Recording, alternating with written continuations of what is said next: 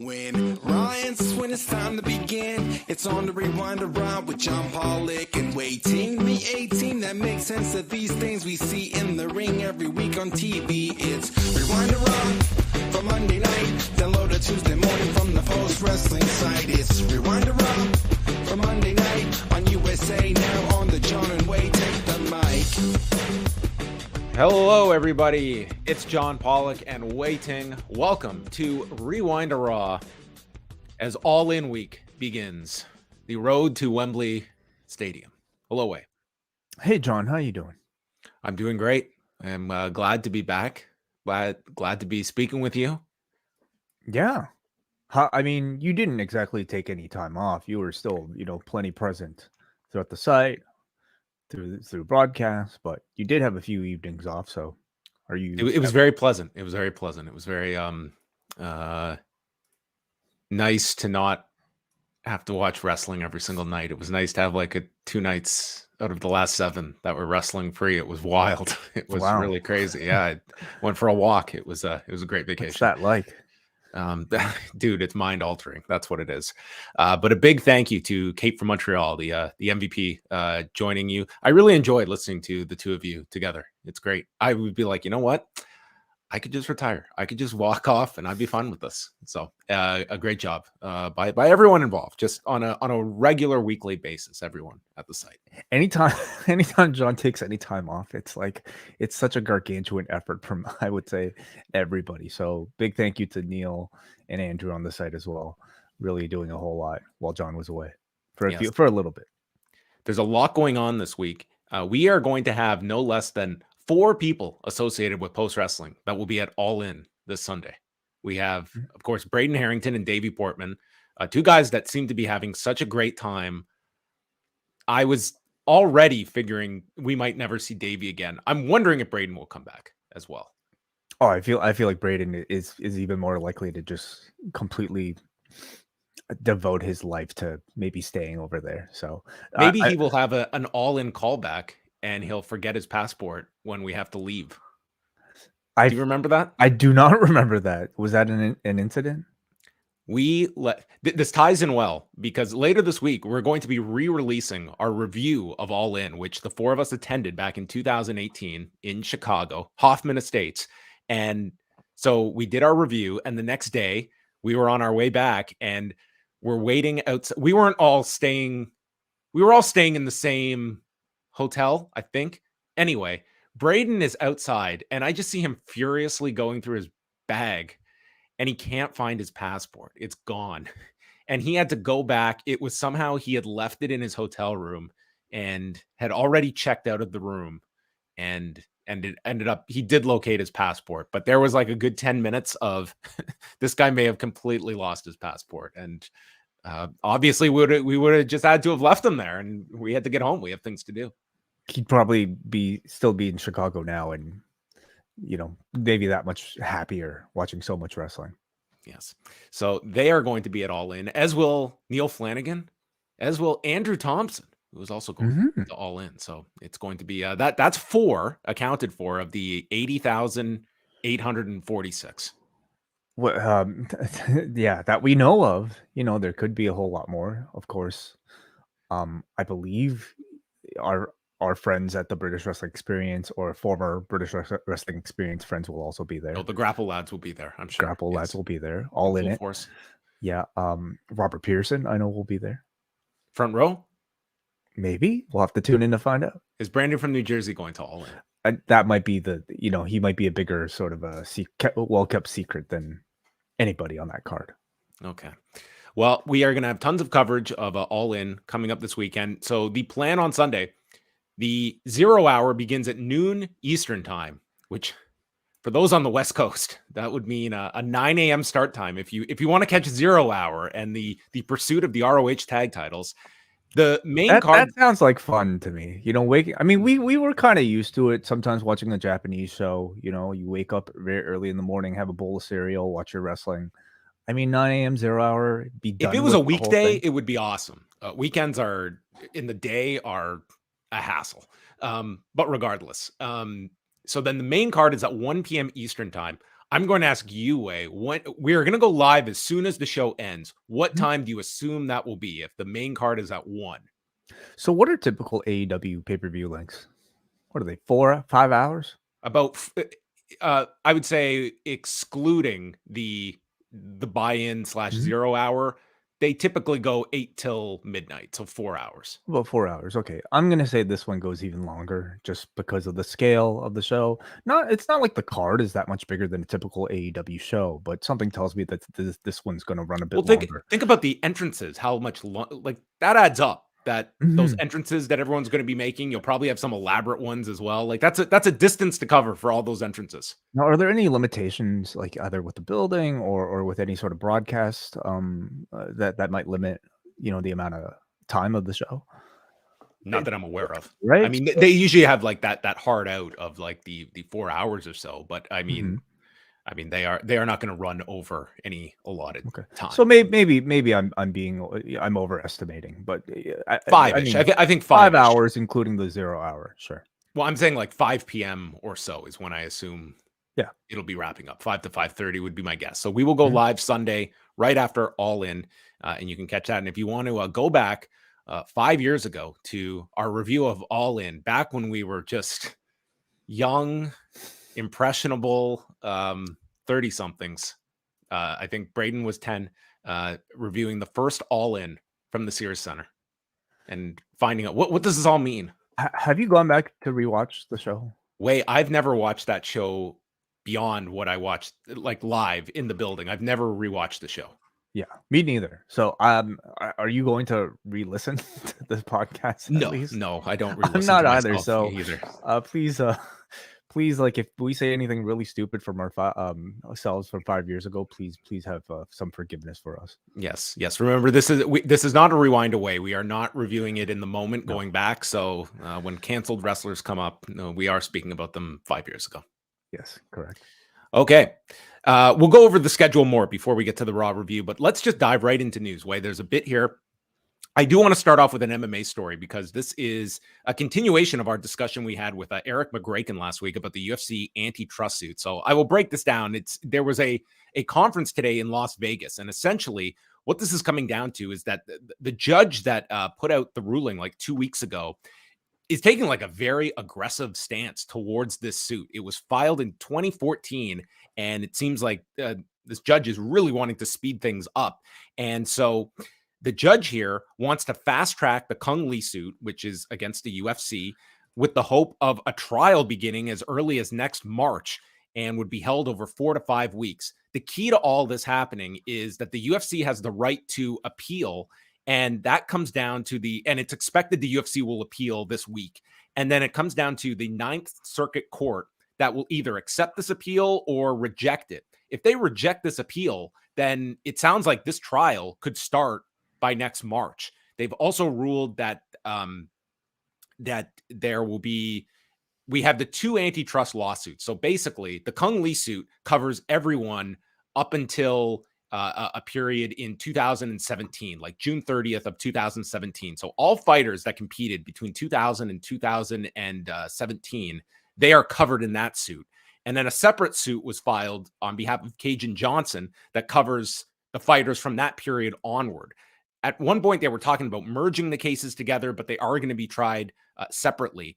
And another aspect that came out of today, and by the way, a lot of these notes come from a Paul Gift, who you can follow at MMA Analytics. There's also, commentary from John Nash on this, but the entire record of the case is going to be unsealed except for personal information. So this phase of discovery is only going to provide even more information in the weeks and months to come. But the focus now is on this Ninth Circuit Court and what happens when the UFC appeals, and then how the Ninth Circuit, who have about 90 days to decide if they allow or reject the appeal process from the UFC. And if we go to trial, does that speed up the aggressiveness towards a settlement? And if so, like, how are you viewing this if this is Endeavor that is sort of in this position for an antitrust lawsuit that is in the midst of closing this merger between the WWE and UFC, And does this open up the WWE to look under the hood of their business practices, many of whom would look at them as even more restrictive than the UFC? Conversely, going to trial could also lead to people looking at the WWE if a precedent is set. It's a very big story to watch. And I mean, this has been just a case that has been going on for nearly 9 years. And it just seems over this past month, it is now sped up. And you have this Judge Boulware, Richard Boulware, who is pretty much like his ruling that he came down with recently that we went over in the interview last week. Like, it was very aggressive towards like the UFC's business practices and being very critical of it. So, I mean, the fighters, like this has been a win for them over these last couple of weeks. And it looks like I don't know if this will ever make it to trial, if a settlement is ultimately the final course of action, but it's going to be very, very newsworthy regardless, whatever the outcome of this is. But it looks like things are ramping up after many years of just slowly plotting and moving along.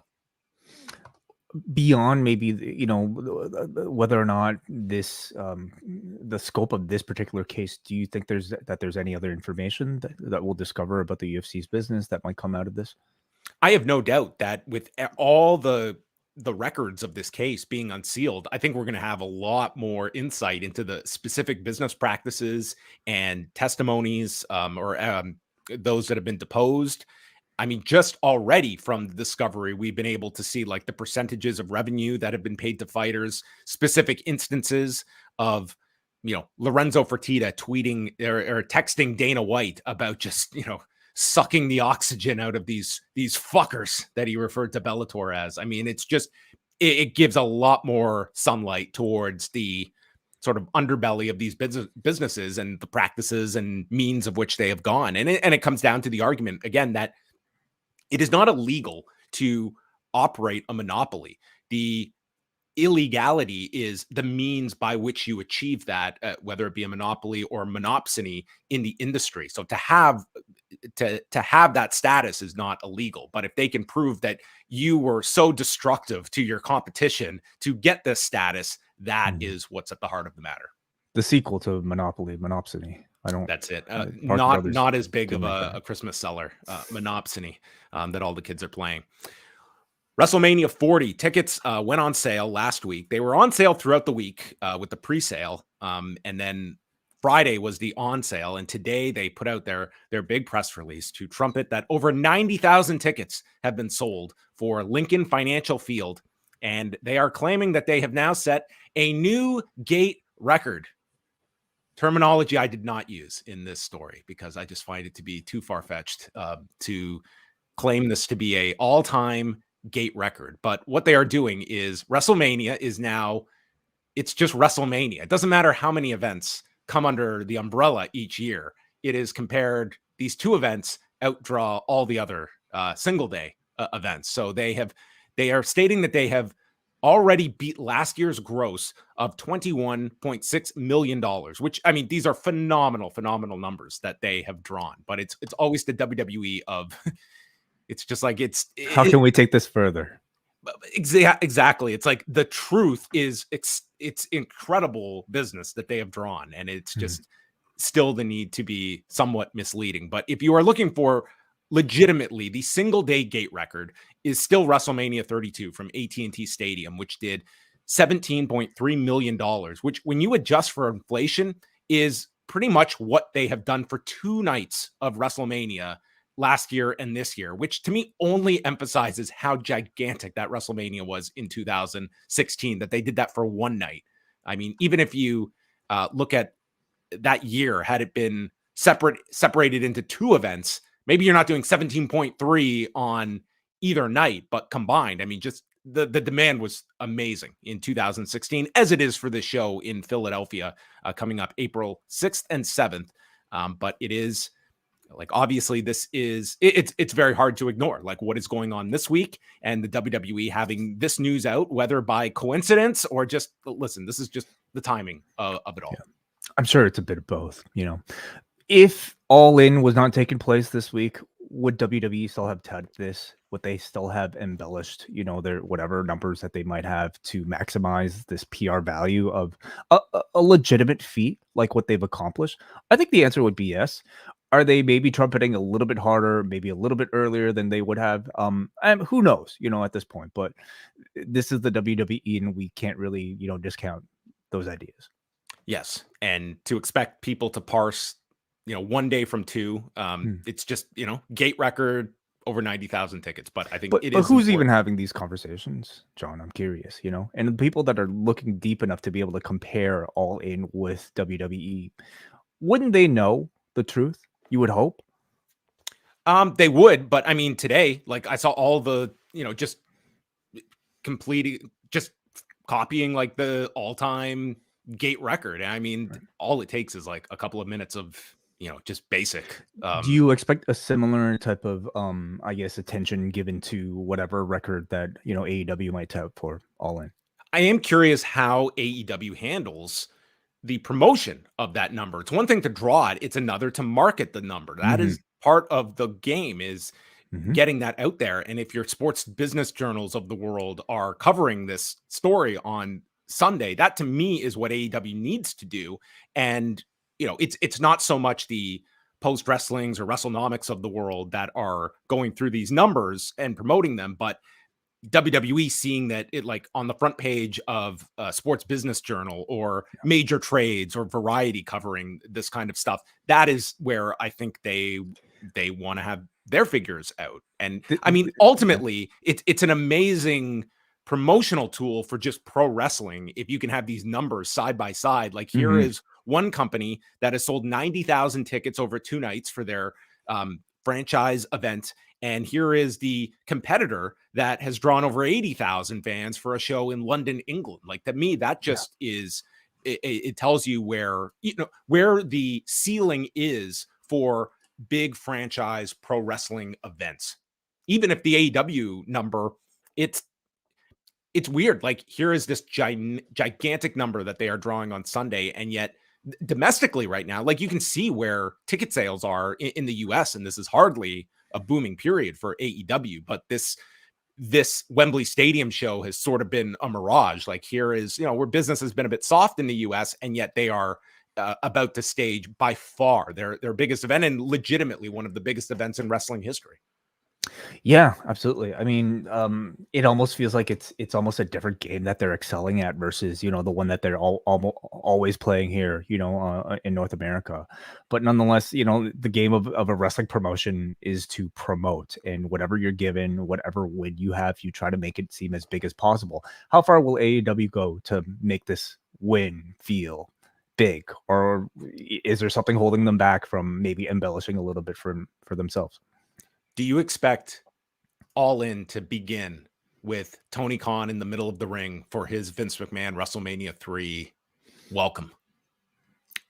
Like, this is his signature show. Yeah. And does he open the show with that, very iconic callback, or is that almost too copycat to a very famous scene of WrestleMania 3? Perhaps, and I feel like maybe Tony, I don't think he's exactly prone to, like, appearing on camera these days. Like, the guy appears on camera quite often, and especially when there's something to announce. I feel like that setting would be fitting to have a Tony Khan appear at some point. Maybe not necessarily the opening, but at some point, I think it would be actually nice for the entire promotion just to be able to say, "Hey, thank you guys for coming here. We've achieved blank." Let's move on. John Cena is coming back. He is set for SmackDown next week in Hershey, Pennsylvania. And then he will be part of the card that is going down in India on September the 8th, in which he is going to wrestle on the show. So this will be his first match since WrestleMania and first appearances for WWE since stumping for WrestleMania in London a couple of weeks back at Money in the Bank. So you will get an appearance on SmackDown, a wrestling match in India, which as of now, I don't even know if they've announced if this is going to be airing on Sony in India. If this is just a strict live event. It's not like they're running some giant venue for this. You don't think this will be a network thing like the last one was? They haven't announced anything like that for the network. Now, they could always put this up later, but they have not announced anything. Whereas the last show that they did from the Performance Center, I mean, they made that clear that was going to be a network special. But yes, I assume it's going to be very similar to to that one, where I think most of the card, like, it'll almost feel, out of universe where a lot of the roster will be made up of people that you won't typically see. And then you'll have like a big Cena match up top where he'll team up with, like a rising Indian star, perhaps. Yeah, I don't know how much. Like I did not think Cena looked great in that WrestleMania match with Austin Theory, and I mean I don't know how much of a match you're necessarily going to see or involvement. I don't think John you should be Cena. expecting that much. We're talking about John Cena, who has a lot more riding on his person right now than delivering a 5-star classic. I mean, just appearing on the show, I think, is all that's expected of it. Well, is it expected? Are you surprised at all that during this strike that John Cena is appearing on the show here? A little bit. I mean, obviously, like, this is not in any conflict with his obligations under SAG, but It's I not. do But know you it's recently frowned had. upon, like, for actors to really engage in any sort of, I like, think it's a bit of a bad look. Like Brian Gort yeah. said as much about why he would not expect Dwayne Johnson to be showing up in WWE during this strike. It's a bad look. Like WWE is not bound by the restrictions, but regardless, I mean, this is not really in the spirit of what this strike represents. And John Cena has been very careful about that stuff as well. But regardless, he is showing up on this, and perhaps this will be a non-story. It's just he's a WWE guy. He's showing up on WWE. But I was a little surprised by it. A little bit, but he I guess the strike wasn't happening by the time the Money in the Bank occurred. So No. I guess that wasn't he was shooting a movie from what I understand, even in London. You won't get any sort of promotion for whatever project that he's currently working on. He does have a movie coming out in October as well. That I mean, which would constitute work if you're there to promote. So yeah, and he is not able to do like promotion for that movie. So that's the John Cena news. As we mentioned with All In, the latest WrestleTix figure is they are up to 80,846. That was as of Saturday. Are you expecting a big? By big, I mean like what is the ceiling you feel in this last week? Do you expect a big lead up in the days before Wembley? I don't know what to expect when it comes to this AEW audience. Who could have foreseen this, right? And for me to make any sort of prediction about a walk-up number, I'm almost so hesitant to make any sort of guess, because this company always over exceeds projections. What is a typical, like, I believe, like, I heard something around like 4,000 or 5,000 for like one of those Wembley shows in the past, or SummerSlam had a walk above that, but that's high. Like 5,000, that was high for SummerSlam. But this is going to be, I think there's going to be a ton of buzz this week for the show. I can only imagine that that's going to be that much more in London itself. It's hard to estimate what the final number could be, but and as well how hard they hit the promotion in and around London this week in the lead up to the show, and get a lot of their stars all over the place. Like how dedicated is that promotional arm for an event of this level and the connections they have in the British market? Yeah, and at some point, like, I think you would have to look at this particular card that they've set up, and you have to ask, like, is this the type of card that'll generate a lot of walk-up interest, a lot of late last week interest? And I don't know how I would assess it. Personally speaking, I don't think it's the type of card that would, like if they put an Ospreay versus Omega, and I hate to even beat that dead horse at this point, I do feel like you might, garner at least a little bit of interest from people feeling like, hey, everybody's talking about this possibly being the best match of all time. I might go and check this out. I don't know if this card necessarily has that type of hook, but then again, maybe it's not that type of interest that, a casual fan is even looking for. Maybe it gets hook when Jungle Boy tries to retire the title on Wednesday. $5,000. I would expect some big angle on Wednesday, sort of your final push towards the show on Saturday. I don't know if you have anything in your back pocket that's going to be, I mean, outside of, a outside star showing up, like you're talking like a Goldberg level. I don't know. Williams. Okay. Yeah. The entire original lineup of Oasis. What if they got Elton John to do a remix of Sunday Afternoon's All Right for Fighting? Live. Is that out of the question? He's still performing, to my knowledge. Anything's possible. Come on, Tony, set it up. Cash Wheeler.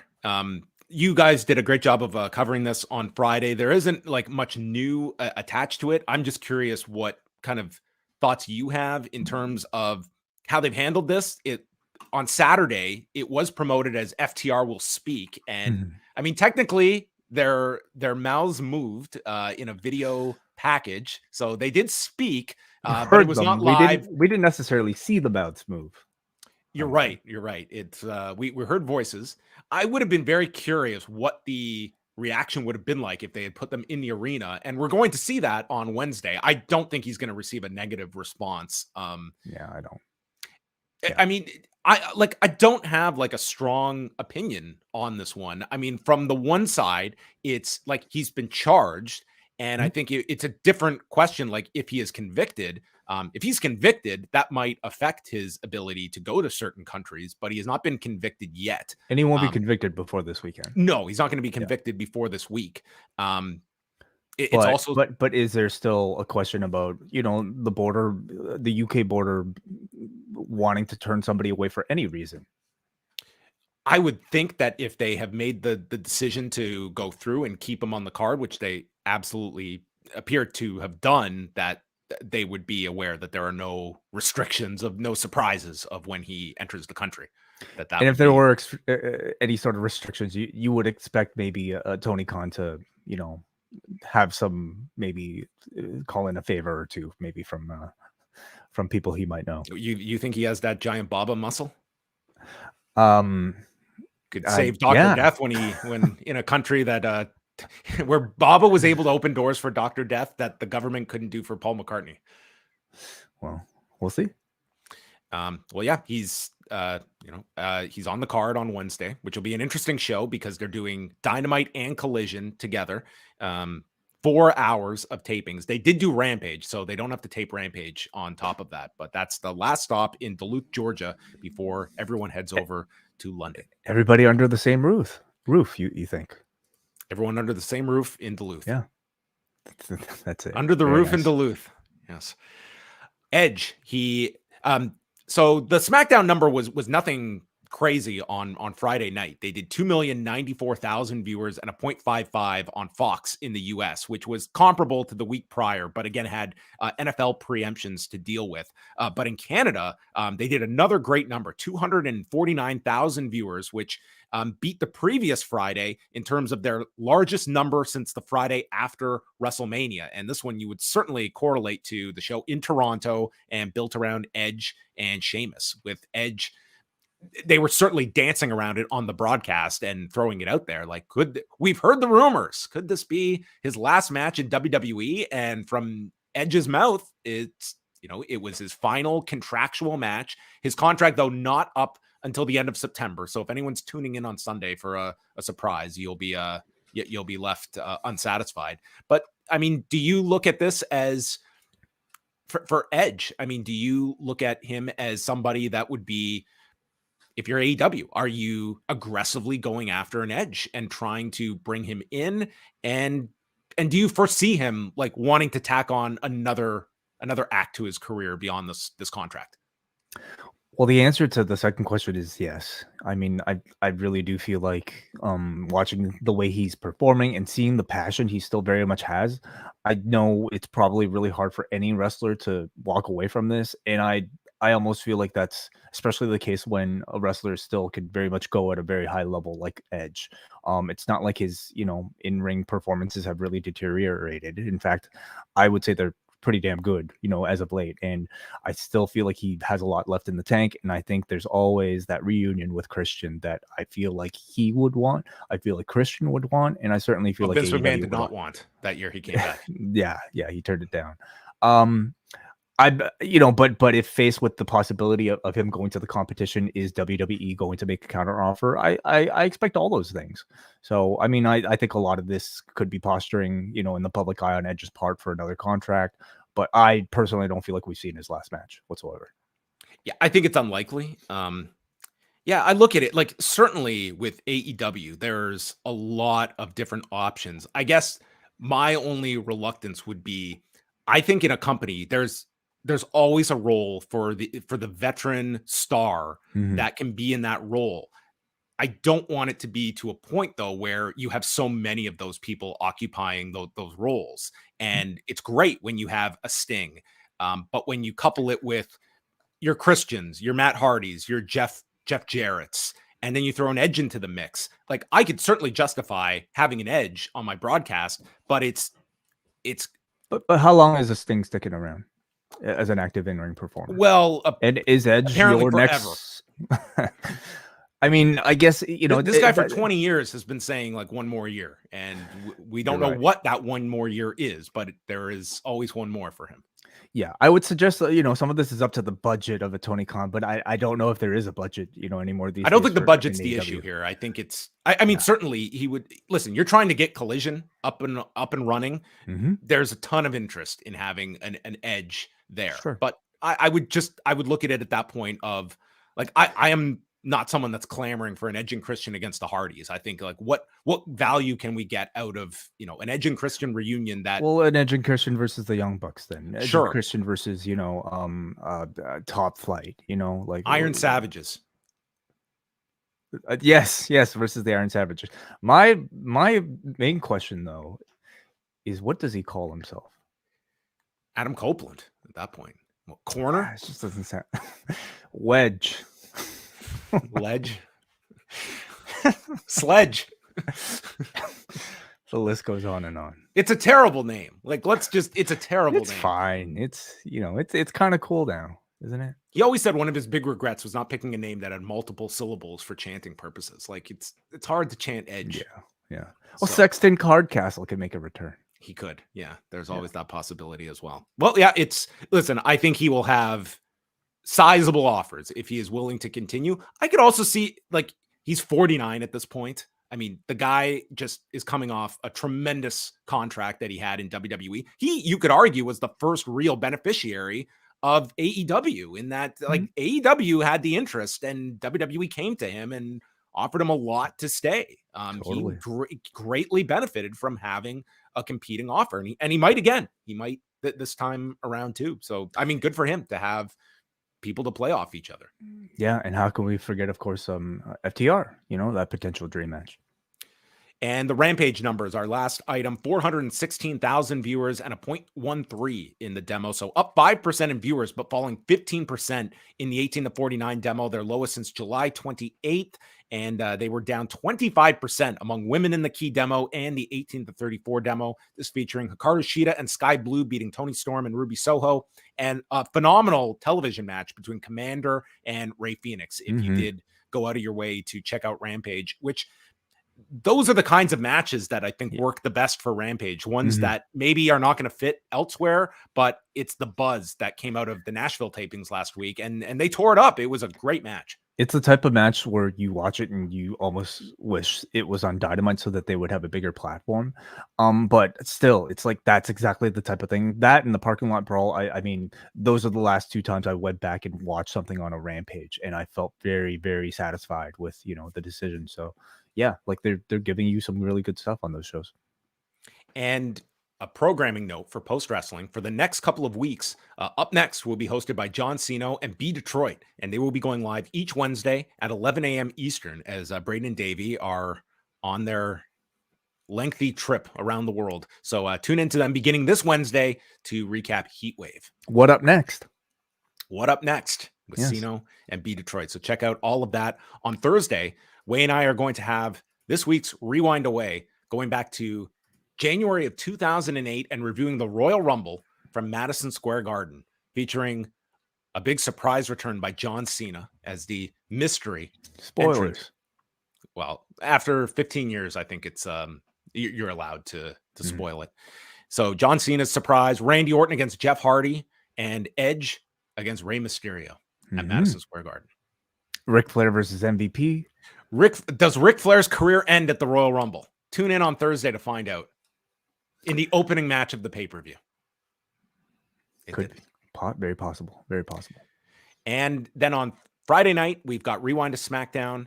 Saturday, Collision Course with Kate from Montreal and John Cena. And then, Sunday, for everybody, we will be live on the YouTube channel whenever All In ends. 5 p.m., 6 p.m., 10 p.m.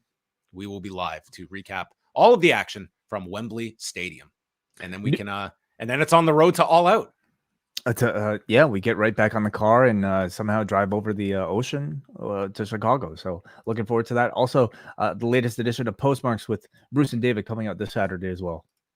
And the wellness policy on Tuesday. Tomorrow, you're right. Thank you, John. 3 p.m. Eastern time. It'll be an open topic discussion between me, Neil, and Jordan. Of course, we invite everybody to call in.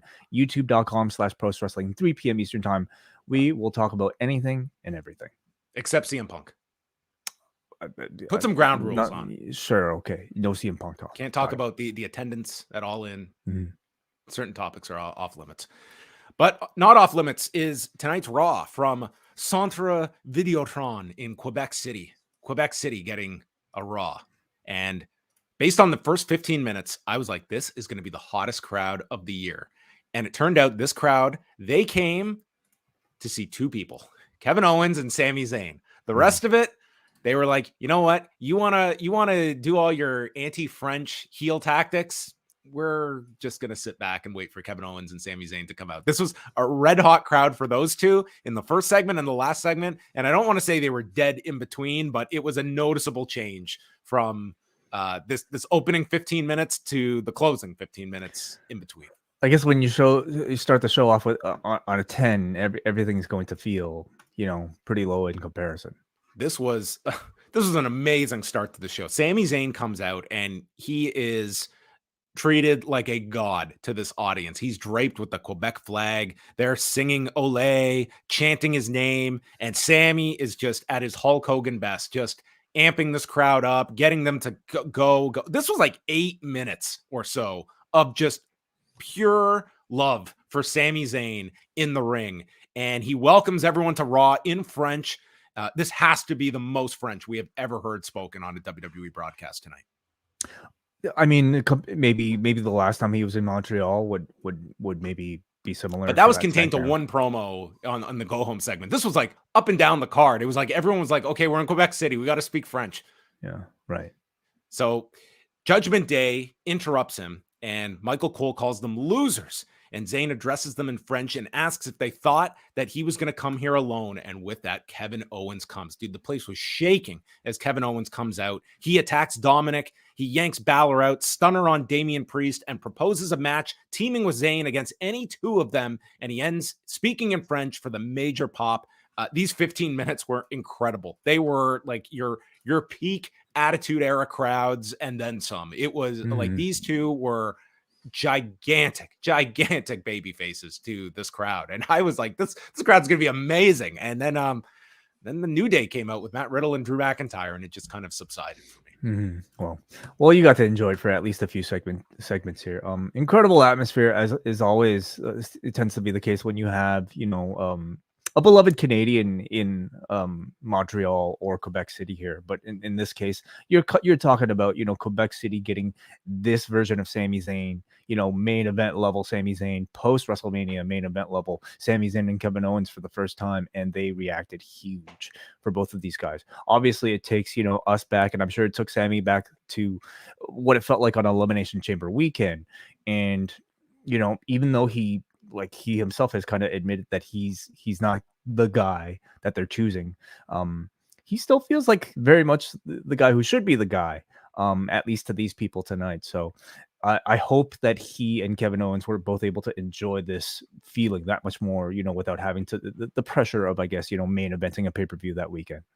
Geographically, he was the guy tonight. Yeah. Mm-hmm. So New Day takes on Matt Riddle and Drew McIntyre, and they have the advantage on Riddle after the break. Riddle catches Kofi with a knee and then hits a fisherman suplex off the top to Woods, and Drew is on the apron, and Eric from the Viking Raiders appears and yanks Drew off the apron, and Kofi doesn't see any of this and just capitalizes by nailing Riddle with the Trouble in Paradise to win in 9 minutes and 32 seconds. And then the Vikings attack the New Day. Drew comes back, spinebuster on Ivar, sends them out of the ring. Drew and Riddle are pissed off at the Viking Raiders, and the New Day get the victory. And no signs of dissension here between Riddle and Drew McIntyre, but more on that later. I think there were still like teases. I mean, they're still very much in the building phase of the team right now, but there were like slight teases, like when Riddle aggressively went for a hug again with Drew, and then Drew kind of gives this look like, hey, I'm about to snap on this guy. Instead, he decided to belly suplex him over the top rope. That's right. He did the weapon spot with him. Yeah. So they are like keeping that very subtly there, or maybe not so subtly in the background for you to think that this guy could snap on Riddle any second.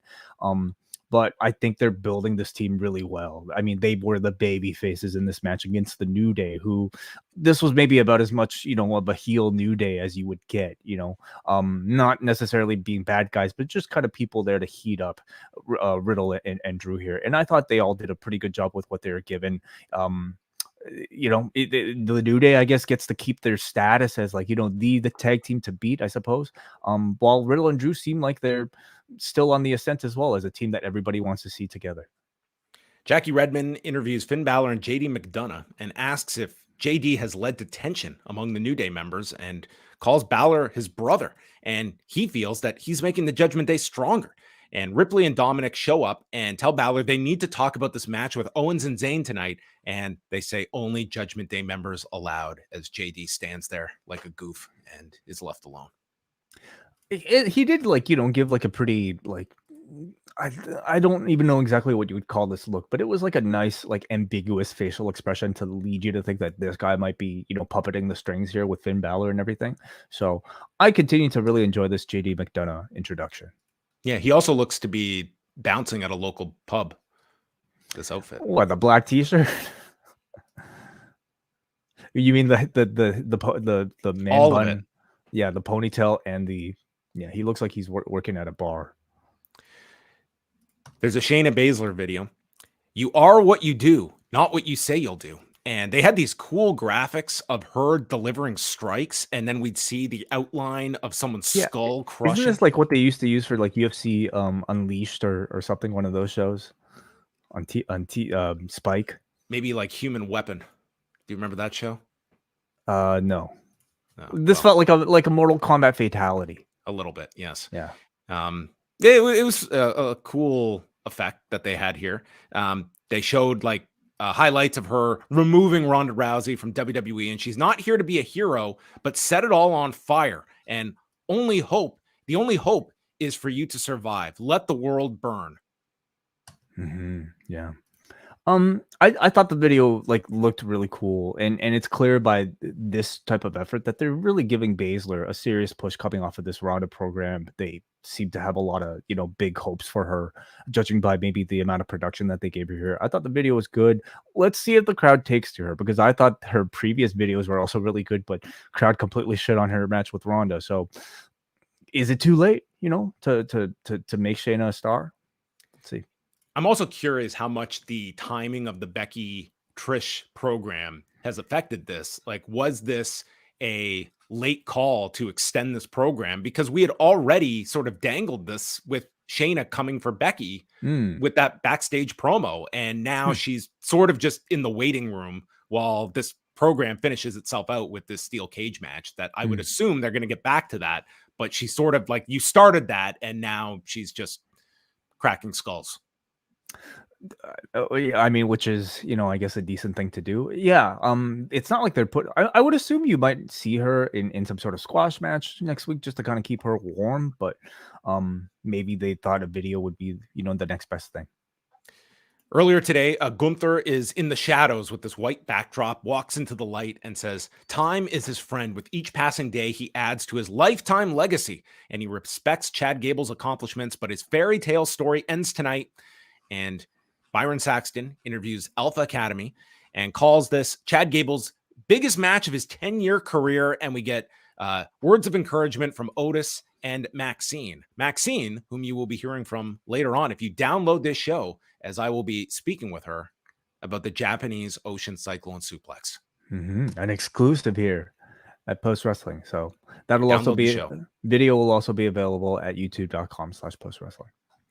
They promoted John Cena's return on SmackDown next week and appearing in India. And that takes us to the Intercontinental Championship match, Gunther and Chad Gable, with Gunther 18 days away from setting the record. And it has been noted how they are in Memphis next week. If there's any week to bring out old Wayne Ferris. Next week is it. Absolutely. So great scramble early on by Gable into a kip up out of an armbar, and he gets nailed with a massive chop to set up the break. And Gable is dropped on the barricade. He's getting dominated by Gunther. And at one point, Gunther just starts kicking away at him. What's going on here, huh? And he just kicks away at Gable as Gunther continues to attack him. Gable leaps off the turnbuckle into a chop. He gets stomped down, fights out of a rear naked choke by getting to his feet, and then a dragon screw is delivered to Gunther into the ankle lock, and the up kick sends Gable off, and Gable proceeds to hit his own chops. He's delivering ground and pound, and then Gable is shoved to the floor, and he attacks with his own chops. Gunther comes back, misses with a chop, and nails the post. So Gable rams him into the post, suplexes Gunther over the barricade, and beats the count. So Chad Gable wins by countout in 13:09, and they put over that he is the first person to beat Gunther in a singles match since coming up here a year and a half ago, his non-NXT career. Yes, that is correct. Going into this match, I thought the appeal of the match would be how successful they would have been in giving us one or two big near falls to convince the crowd that Gable actually had a chance to win. But clearly they want to extend this program over to Payback, and I did not see the countout win as an option. And I think it's really quite brilliant. You're giving Gable way more than I expected when they started this feud. I mean, not only did Gable beat Gunther technically in this beat the clock challenge, he now actually has a very legitimate count-out victory over the guy too, which is more than anybody in this company has had over the main roster version of Gunther. But Gunther gets to keep the record-setting reign, but drops his first official match against Gable, which is huge for Gable. Beyond that, every interaction that these two have had has been fantastic. So if this is trying to set the stage for a third match, I mean, it achieved that in every aspect. I thought this was good. I thought this was a great way to set up what should be a really great match at Payback, and extends this for, I think you could get more out of this than just doing this one-off title match on television. Judgment Day's in the back, and Balor wants to team with Dominic. Priest says it should be him and Dominic, and they can't agree. Rhea Ripley just gets upset, telling Balor and Priest they need to bury the hatchet. Basically, her thing is, Dom is the weak link. You two need to be teaming together. And I don't want to say that part out loud, but if you don't figure it out, I will make the decision for you. I've got stuff to deal with Candice, and I would love for the camera to have fallen Rhea. What was your preparation for Candice LeRae? What did you have to prepare for this match? Maybe some stretches, familiarize yourself with the Prism Trap. Yeah, because nobody else was going to on commentary. I love how Rhea continues to be the only grown-up in the entire group, and I contrastly love how passive and childlike Dominic continues to be portrayed as. He's like, I don't know what to do in this situation. What do you think, mommy? She's the legit mommy, yeah. Yes, she is. Imperium's in the back. Gunther's furious that he got counted out. He storms off. Kaiser says he's going to make this right and asks Vinci, what are you going to do? And he said nothing. So maybe that's the answer. I'm not going to do anything. You're facing the guy next week. They continue to tease, like, not necessarily dissension within the group, but just like both Kaiser being the fall guy for Gunther, and then now I guess it's Vinci being the fall guy for Kaiser. Like, it's so, but I just don't know if they're ever going really anywhere with Vinci, especially. Kaiser at least is getting a good deal of development, but I don't exactly know if there's an end game here for Vinci, or if it's just like, him getting berated constantly in these segments. Maybe Vinci will join the Alpha Academy when Maxxine leaves Alpha Academy for Kaiser. A trade. Yes. Okay. Then he can be Da Vinci. Da Vinci, like DA. Yeah, I'm just trying to come up with things. I don't like the long-term prospects for Vinci. Him being the background guy in Imperium is probably his best bet. For now, yeah. Saxton is with Cody Rhodes. He refers to JD as a Funko Pop because of his big head and small body. And Cody's not happy doing a backstage interview. He takes the microphone and walks out to the arena with Saxton and asks the crowd in French, what do you want to talk about? He then decides to say hello to Wade Barrett and Michael Cole, who have been together for a few weeks now on Raw. And I like, I think has Cody only Cody realized tonight that, hey, that's Wade. right? He says Judgment Day has the numbers advantage, but if there's one place where the numbers don't matter, it's down the road from where Kevin Owens and Sami Zayn grew up, and asks the fans, will you be in their corner tonight? Cody says, I'll be watching closely, and we're all going to watch Judgment Day rise and Judgment Day fall. And if you wanted to tell me to give me a Cody Rhodes promo about absolutely nothing, this was it. He had nothing to say. It was just, here are 3 minutes. I mean, I wouldn't say it was entirely nothing. You know, like he really did set the stage, I think, for his presence in the main event by saying that, hey, I also hate He did confirm I am physically in this building with this. He promo. did that. He said, I also hate the Judgment Day, and I have not forgotten about what they did to me, and I will be watching the main event. Yeah, Balor sat on him. You don't want anybody sitting on you, do you? No, probably not. But I also don't need to see them fight at a pay-per-view over this public, infraction. Then we had the greatest segment ever. Shinsuke Nakamura, a taped video packages with subtitles. We marvel at this every time it happens. And it was great. Okay. I don't want to see this guy ever hold a microphone again on this show. They should hire an editor that is on Nakamura duty throughout this heel run. He says that when he whispered into Seth's ear last week, he filled him with fear.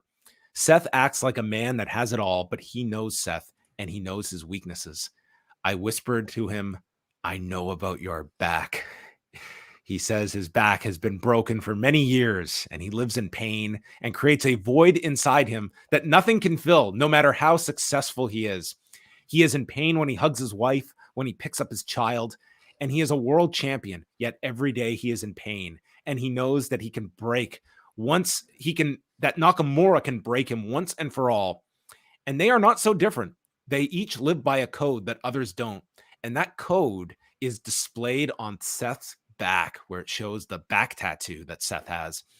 And it's the same back that is failing to hold Seth together. Mm-hmm. His body has crumbled under the pressure of his own vanity.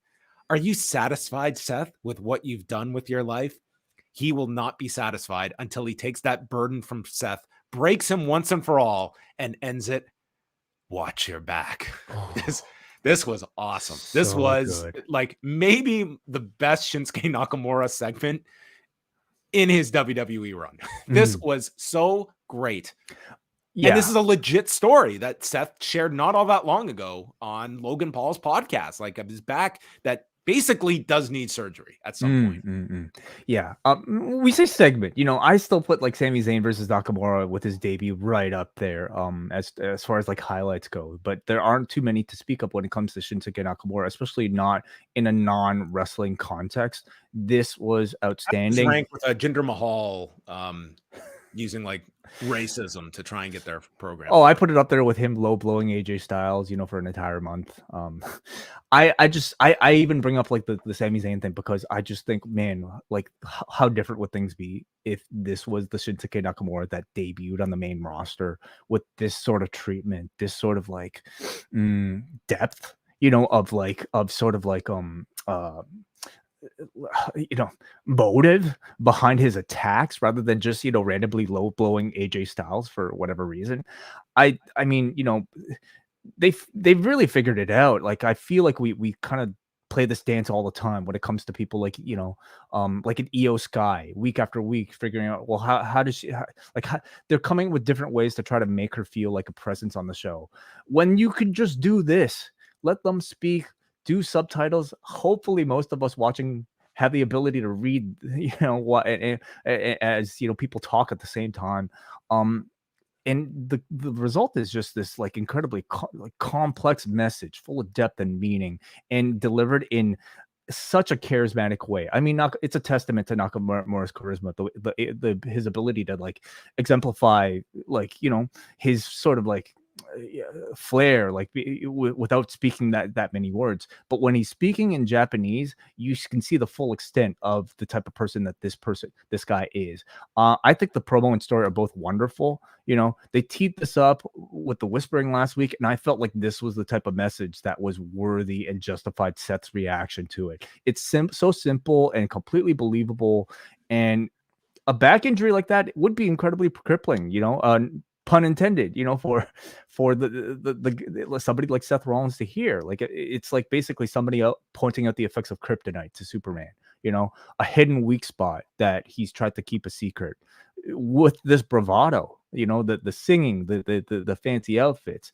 I think it's so good for not just Nakamura, but I think it's great for Seth Rollins too. Like the stuff about the tattoo being in kanji in Japanese, it's of the Bushido code. So, the fact that Nakamura was able to come up with a line that's something to the effect of like, how ironic it is that what's tattooed on your back is the same thing that's preventing you from living it because your back is so fucked up. I kind of screwed that up, but ending it with watch your back, I just thought this was absolutely wonderful.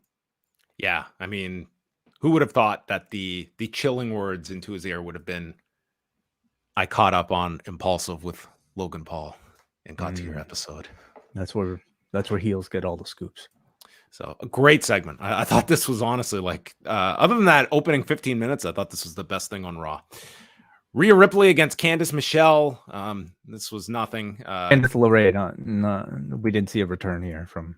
Who did I say? Candice Michelle. Oh, that would have been quite the return in Quebec City. Candice LeRae.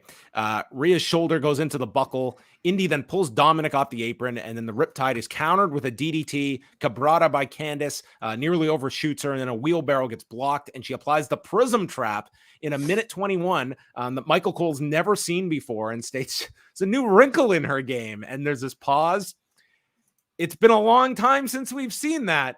Yeah, apparently. So anyway, yeah, like 2-3 weeks. I mean, not. It's not like this is even like an NXT. Graves calls it every time, and clearly, like, it tells you how much attention Michael Cole's been paying to Raw. So that was it. Rhea destroyed her, and then Raquel Rodriguez comes out on a crutch, but then attacks her with the crutch, reveals that she is cleared, and Adam Pearce has already made the match for Payback. You know who the UFC needs? The UFC needs Adam Pearce, because here they are. They've just done a whole season of Ultimate Fighter. They cannot put this Michael Chandler, Conor McGregor fight together. Like, you have the whole USADA thing. Dude, Adam Pearce would have got that fight done. You don't even have to alert the champion. It's just the challenger comes to the authority. He makes the match. There's no bargaining power. This is a great non-unionized shop that they run. And the champion is just told on television, you've got the pay-per-view title defense against me. And maybe this antitrust lawsuit could have been solved with a match. That is where the plaintiffs could have really gone for treble damages on a pole. Yes. Mm-hmm. Tommaso Ciampa. Just to kind of speak on this Raquel Rhea thing. I mean, Montreal was not a crowd for Raquel. And I don't know how much of it had to do with her speaking a foreign language that was not French. But the crowd was really not, it was pretty cold for Raquel. And I think you're going to I found the crowd, they weren't that crazy about anyone outside of Zayn and Kevin Owens speaking French. It was almost like, okay, we know the game of like, you're trying to pander to us and we know you're not authentic. They were hot for Cody, I would say. I didn't sense they were all that crazy. Okay, they were hotter for Cody than they certainly were for Raquel. They were definitely hotter for Cody than Raquel Rodriguez. Yes. I just feel like you're going to run into this with Ripley and a lot of the other members of the roster who aren't Becky or maybe, Trish, I guess, when you're talking about Raw stars. Like, the gulf between her star power and everybody else is just so great. And they've given Raquel at least a storyline. They've given her airtime, but man, the star power is still very low compared to somebody like Rhea. Tommaso Ciampa is sitting on his chair in the back, and he reminds us that he returned 9 weeks ago. It's like, really? 9 weeks? Done nothing for back? 9 weeks. I do not believe you. And he wants the same shot that Chad Gable got for the Intercontinental title. Brings up how he lost to Shinsuke Nakamura, but he was so close. And now look at Nakamura. So he's going to take a do-it-yourself mentality. And he is here to take over again. Ooh, very nice. Very nice. So it's like, I've got nothing going for me, so I'm going to turn the clock back to when things were going much better for me with another guy who's fallen off the face of the earth. Please remember the other version of me and not the one you've seen for the past 9 weeks, really for the past 3 years. He's been back for 9 weeks. Yeah.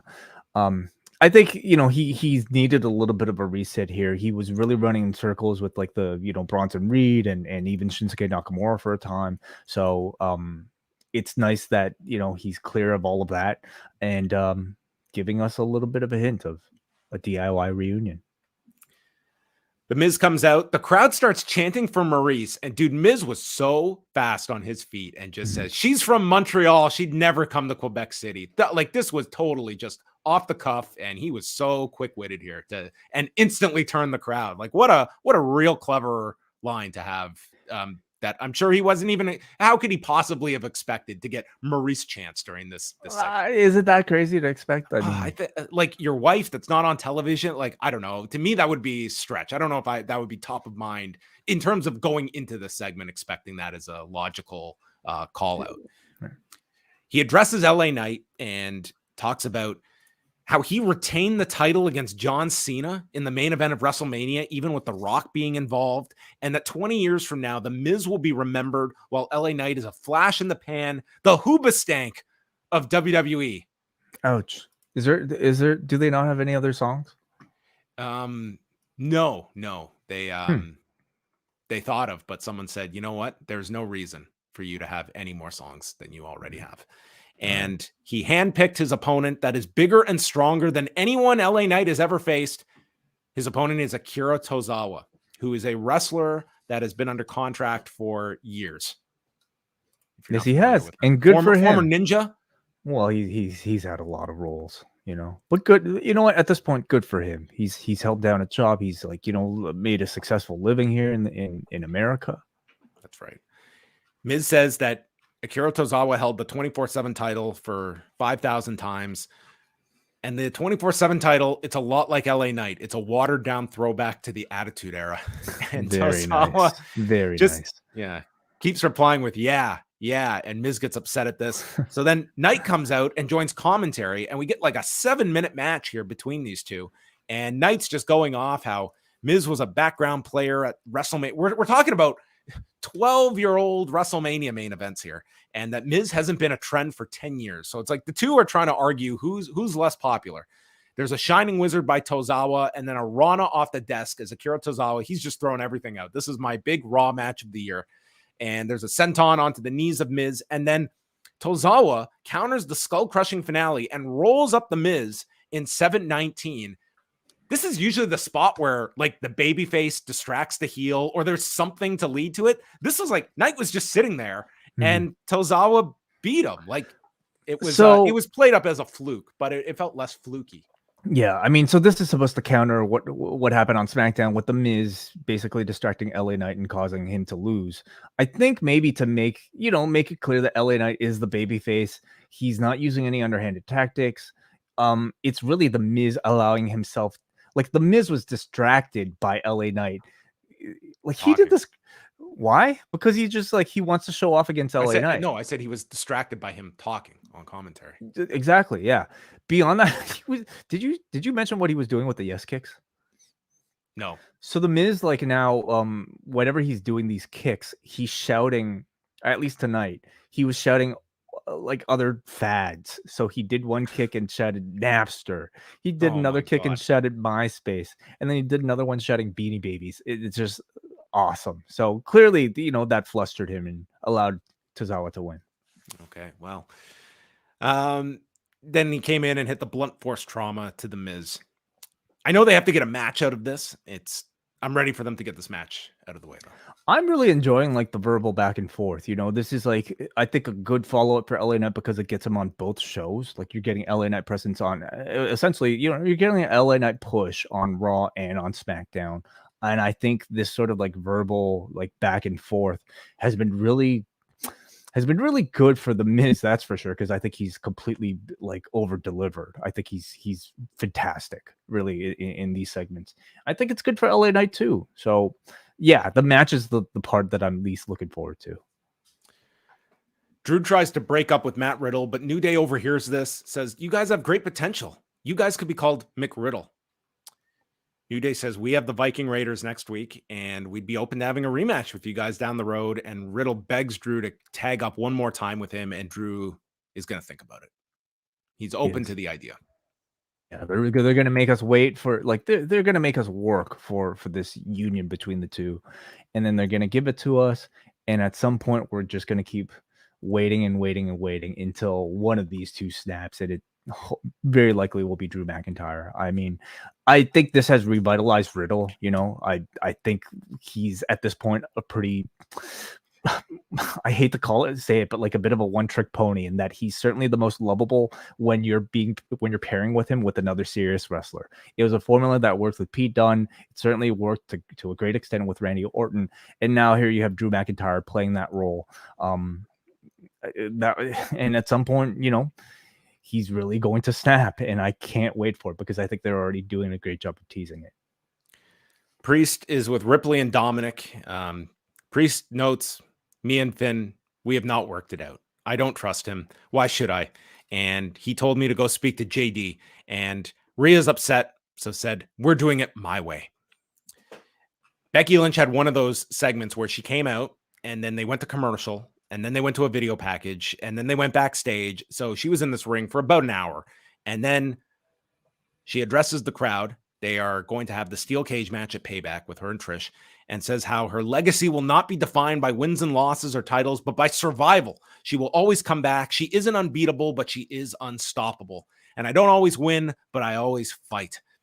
Trish and Zoe come out, and Trish comes out, and she starts speaking French, and she's giving this pro-Canada speech, and this crowd was just so confused. They didn't know how to react to her. And she then leads them on and says that it's great to be in my home country and to be here in Quebec City. And what does it mean to me? It means absolutely nothing. It's not like this is Montreal. It's not even Toronto. And then makes a crack. At least the Leafs made the playoffs, which kind of goes right against your, like you just pointed out, this isn't Montreal. And then you're insulting Montreal. Yeah, like the line should have been, at least we have a hockey team. You know, that would have been the line to use, at least. And then you almost make Montreal, like you've healed Montreal here too. So you're not endearing yourself to Quebec City in any way. So that was a bit they're very sensitive about the Nordique. So she makes her way into the ring. She makes like a Trudeau reference, and then the crowd just like gets on her, and they're chanting "We don't care" in French at her. It's also worth noting, and she also had a "Merci beaucoup Trish" t-shirt on as well. Very nice. And Trish explains how she's never been in a steel cage match before, and admits she's scared. But she was also scared when she was 24 and sent into a WWE ring with no experience, and she killed it. When she main evented Raw, and also killed it, and is constantly proving people wrong, and she's going to stand tall and is sick of always having to prove herself. And you're going to see a side of me, Becky, you've never seen, and you're not going to survive this one, bitch. And Becky announces that she is facing Zoe Stark in a Falls Count Anywhere match next week on Raw in Memphis. I thought that this segment had its challenges. I think it just felt, this was one where it felt very tough for Trish being the heel here in Canada. And I feel overall this program, it feels like it's been jumbled around a lot. And I think that we have like passed the timing where this program kind of peaked. I think that SummerSlam was that time, and they're sort of just drawing this out another pay-per-view cycle. And I do sense like there is sort of just, we have no more left in the tank. We just are ready to get to the match. Yeah, the multiple sort of like DQ finishes has done no favors, I think, for the health of this program. I still feel like, you know, all the ingredients were there for this to be a successful segment in Quebec City. You know, I do feel like Trish being in Canada is significant, but if anything, just to be able to like stoke the flames of, like, you know, a Toronto versus like, you know, the rest of Canada sort of like rivalry. And I don't know if she hit it successfully here. For one thing, I think the Miz kind of stole her thunder with the you know, with the Quebec line. Yeah. I also think she was legitimately thrown off by the, you know, Ensemble Calisse chant. And I don't know what it was, but this segment felt very loose. And that's either because they were given a lot of leeway to improvise, or she legitimately got tripped up. And it almost felt like there were pauses here that should. I think she wanted to play off the crowd, but legitimately didn't know what they were chanting in French. Yeah, and you almost get the sense that this went a bit longer because it felt like for the amount of content that they delivered, this took way too much time, and Becky almost had to like rush or whatever she was going to say just to kind of wrap things up. You know, I will say it felt organic, but yeah, like, is this the hottest program right now? Unfortunately, does not feel that way. Yeah, I'm interested what kind of ending they give this match. Like, there is looking at this lineup for Payback. Could you see this closing the show? Just given No. you can't. Becky and Trish. Don't. It's this or Rollins and Nakamura closing the show. It's not like you have a hot match on this show that is that obvious main event. Like, this is the blow off to the feud, and this is the one that I think people are going to look at as the one that got yanked at SummerSlam. Well, what about Cody? He doesn't have a match yet. Don't you think he would? With who? Balor? Like, that's not closing the show. Yeah. Like, you have hard to no say. bloodline match yet. I mean, if a bloodline match ends up on the show, but again, what's that bloodline match? Yeah. I mean, I feel like Nakamura versus Rollins would be bigger and probably like more of a surefire like closer than what this would be. Yeah, maybe. I don't know. Byron is with Chelsea Green and Piper Niven, and Green has got them authorized as champion, and Niven just orders her to the ring. So this is like Chelsea Green is like under duress here as a tag team champion. They beat Katana Chance and Caden Carter in a minute 36 after Niven just took over, threw Carter out of the ring, and hit a running cross body onto Chance in a minute 36. So they won the non-title match against the only other team that exists. Oh man, yeah, that was a little disappointing. I mean, it's too bad that they weren't really given any time to show anything here. You had a nice little move from Chance and Carter, but I mean, part of this is to also like establish the power level of a Piper Niven and the fact that she can just basically win single-handedly herself, and they at least did that. But you got to make this division feel relevant, and you do that by building up challengers. And I thought Chance and Carter were like the only other team in this department that you could have justifiably built to be the next champions, and they just kind of squashed them. This is the match where we could have had two locals as in the role of just Niven and Green, or pair anybody together. Tegan Knox and Friend. Yes. Yeah. There's a Kurt Angle documentary that's coming out September 2nd on Peacock. And Jackie Redmond interviews Seth Rollins, and he gets very serious here that he was caught off guard and doesn't like to talk about his back injury publicly. Like, Seth, how do you think this got out? How do you think he figured this out? You think Nakamura's got like your x-rays? And he's got 2 fractures in his lumbar spine. He's been living with it for 4 years, and he doesn't know how long he can do this at this level. It's not going to heal itself, and that's part of the gig. And says, if Nakamura wants to bring his family and livelihood into it, well, he better be prepared to face me man to man. And Nakamura isn't even here tonight. He's off in some studio somewhere, typing in his answers. And I'm not a hard guy to find, and I'll be in the center of the ring next week waiting for you. So this guy's going to fly all the way to Memphis on the hope that Nakamura shows up next week. So he could be waiting. I think the serious tone of the story it's forced Rollins to get serious, and it actually, again, reframes maybe some of those outlandish clothes, the singing, the fake laughing as almost a form of like distraction so he could hide his injury from the world. And I like this. I like it whenever when Rollins can present sort of like that weird sort of like, I don't know, jokery type of side while also getting serious when he needs to. I think this was a great setup tonight. You've got the instant story for the match. Like, everything is working towards the back, like to the point that I feel you could get a second pay-per-view out of this program. Like, it's the next one's Fastlane. Like, it's a small show. I think you could do some kind of finish that does lead to a second match. I actually think Nakamura could win, and I wouldn't hate the idea at all. And I didn't think I'd be saying that. To the back, right exactly. On the spine. And I did not think I'd be saying that even a week ago. That's how strong I thought the video was today, and that's how strong I think the story is for this match. Very good for like a out of left field program, and to try and heat up Nakamura. I think they did about as good a job as you could hope for tonight. Oh yeah. So next week it's Chad Gable against Ludwig Kaiser and the Falls Count Anywhere match between Becky Lynch and Zoe Stark. And remains to be seen if Honky Tonk Man makes it to Memphis. Man lives in Phoenix, but I mean, he can make it to Memphis, couldn't he? Kevin Owens and Sami Zayn against Finn Balor and Damian Priest. This one only goes 2.5 minutes.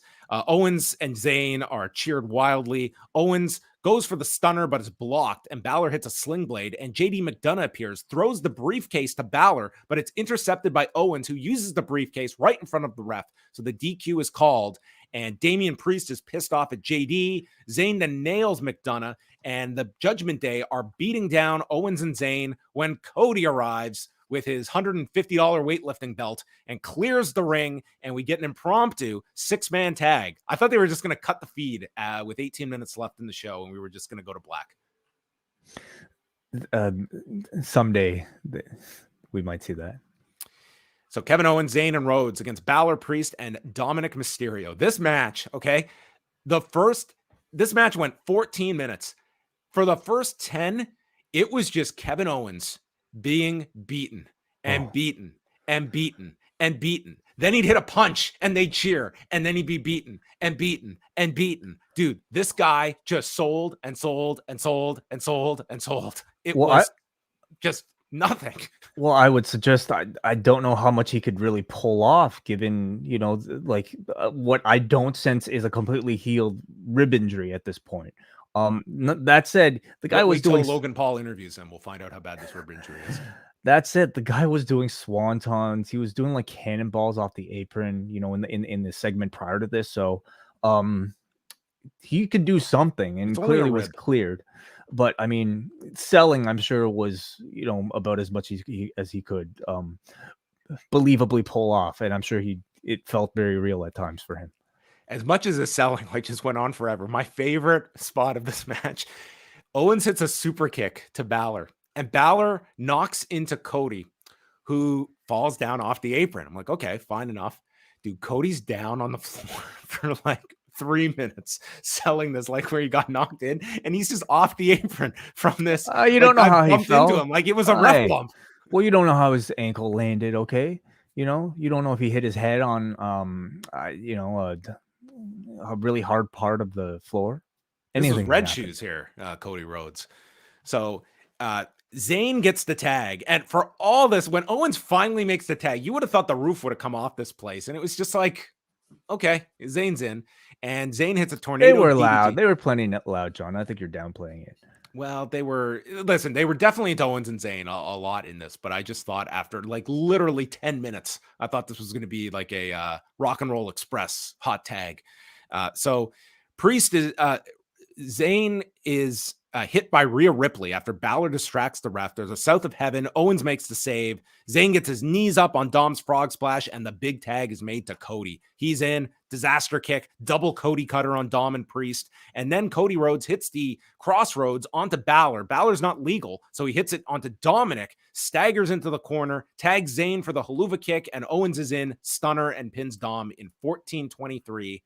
And man, they put the home provincial heroes over. Crowd was happy. They went off the air, and the crowd's probably going to come back next time. They really blew their opportunity here in Quebec City. And Zayn gets on the mic. Better luck next time, and thanks the audience in French as they go off the air. And Judgment Day continues to implode with another loss. Yeah. I mean, really, really great go home sort of like ending here. I mean, I of course this could be selling because these are professional wrestlers, but man, right after the finish, right after the pinfall, Owens was just like clutching his ribs, and everybody seemed to be checking on him. Refs seemed to be checking on him. So again, could be, selling, could be a storyline, but I also do wonder at this point, maybe the exact state of that knee rib injury.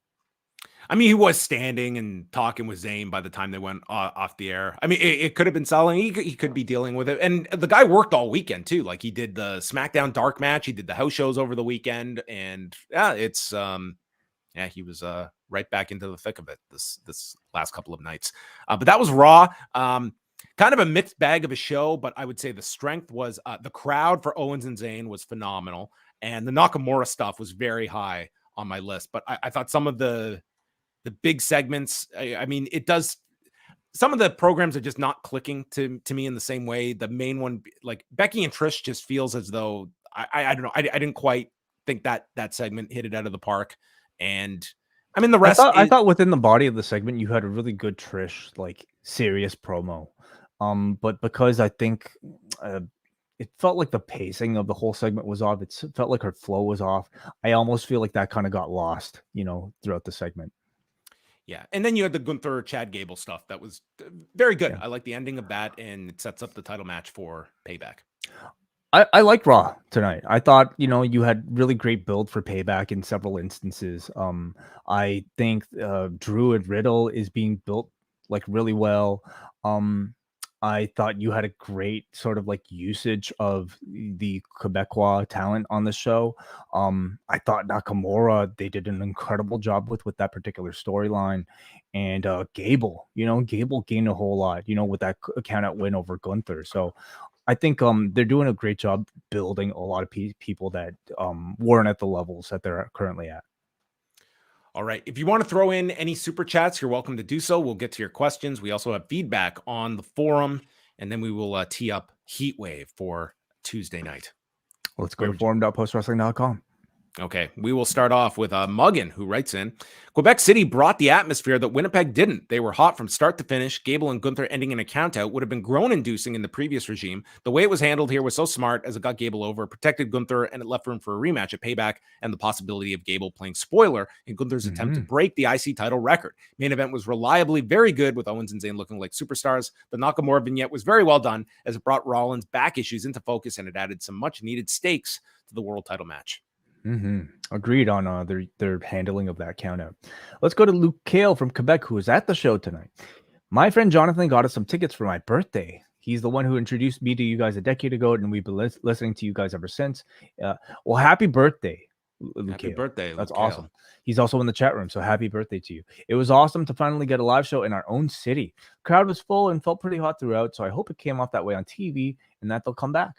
I thought the show was They did like they did over 10,500 people. I would certainly think that this would be, listen, the crowds have been tremendous in Quebec. I mean, they typically are very hot. I would certainly think like they would come back to this market for TV, especially like given how well this show drew tonight.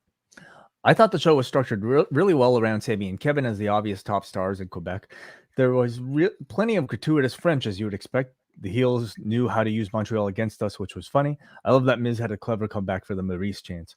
After the show went off the air, Sami thanked the crowd, mentioned that with such a hot crowd, they were sure to return to Quebec.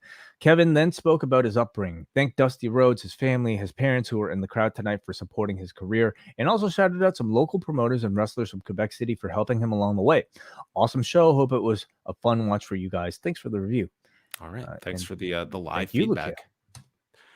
All right. Tuesday night, Heat Wave on USA. We've got Carmelo Hayes against Wes Lee for the NXT Championship. Dominic Mysterio and Rhea Ripley taking on Dragon Lee and Lyra Valkyria, who had a segment on last week. Dude, Dragon Lee and Lyra Valkyria had the most awkward backstage interaction together. It was something to watch last Tuesday. I'm sure they'll have better chemistry in the ring than out. Nathan Frazier against Noam Dar for the Heritage Cup. Trick Williams against Ilya Dragunov, Baron Corbin against Von Wagner, and Ivy Nile against Ava in what will be Ava's first singles match on TV. All right. Well, a lot of pressure. Yes. We'll see how both that of goes. them. Dynamite on Wednesday night. I don't know if you have found the graphic for Dynamite. There might be 1,000 people featured on this poster for Wednesday night show. This is the double taping in Collision. And for Dynamite on Wednesday, it is Kenny Omega and the Young Bucks against Juice Robinson and the Guns. Aussie Open against the Hardys for the ROH tag titles. Do you sense any chance of a title change? No. What do you expect the Hardys to do at the show on Sunday? Anything? Battle Royal. Yeah. Yeah. Yeah, perhaps. John Moxley against Ray Phoenix. Swerve and AR Fox against Darby Allin and Nick Wayne. Ruby Soho against Sky Blue. The face-to-face between the Young Bucks and FTR. Renee will have interviews with MJF and Adam Cole. Jack Perry retiring the FTW title. And a contract signing between Chris Jericho and Will Ospreay. A lot of segments. Oh, you weren't kidding. Look at this. There might be a rule of Holy how cow. many faces you can fit onto one graphic? And at what point does it sort of just become overwhelming and nothing stands out? Well, it's really the type of it's a reference guide is what it is. You know, it's not necessarily I guess thumbnail. Mm-hmm. So there you have it. Fighter Fest. This week, Fighter Fest. All right. Yeah. Okay, that's going to wrap it up. We are back. Wai and I, Wednesday night, will be live immediately after Dynamite, and then throughout the week. We actually have some super chats here that came then bring last them minute. on. All right, let's go to Slim Seaber, who sends $10. Thank you, Slim. He says, currently sitting in BC, sitting 20 kilometers from one of the major fires. Just wanted to thank you guys for your content to help distract, even if only for a couple of hours. Man, yeah, I'm really sorry to hear that. Very sorry to hear about that, and and especially for all the people in Hawaii. Man, I've just heard some like just horrible stories from there, and just what has the cause and what people are going through. It's really terrible just to hear about that. And I mean, now you're hearing about the tropical storm that's hitting California as well. Just a ton of disasters that are going on throughout the continent. But thank you very much just for weighing in. We hope you are safe. Yeah. And yeah, our thoughts are with you, Slim Seaver, and people affected in BC. Let's go to Muggin, who sends a super chat to say, I bet the Creed boys make their return tomorrow. Yeah, I mean, they haven't really left, but maybe they will be unmasked on Tuesday. That's probable. That's coming sooner rather than later. All right, well, that's Heatwave, and B Detroit and John Cena will have you covered on Wednesday morning, 11 a.m. Eastern. So again, Wai and I, we've got Rewind to Dynamite on Wednesday, and then go to postwrestlingcafe.com for Rewind Away on Thursday and Rewind to SmackDown Friday night, followed by Collision Course on Saturday night. From this past weekend, we also have a review of UFC 292 with Sean O'Malley winning the Bantamweight Championship, Eric Marcotte and I going through that whole card, and the NWA podcast, a 3-hour packed edition, as they break down everything from the Cash Wheeler situation, a preview of All In, and everything in between. The latest on the saga of CM Punk. They've got it all covered. The Muffin Man. Yes. And no shortage of great references from Nate Milton, whether they be music, movies. The man has an analogy for every situation in professional wrestling. So check out all of that great stuff at postwrestling.com. And that is it. And as they say, yes. I was going to remember to plug the Maxxine thing for people. Yes. Before you roll any credits, for those that have downloaded the show, here is Maxxine of WWE.